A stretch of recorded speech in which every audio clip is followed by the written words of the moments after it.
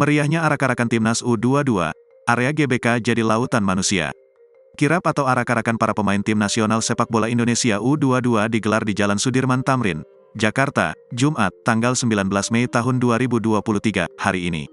Kegiatan ini digelar dalam rangka menyambut kepulangan skuad Garuda Muda, usai sukses meraih medali emas dalam SEA Games 2023 di Kamboja.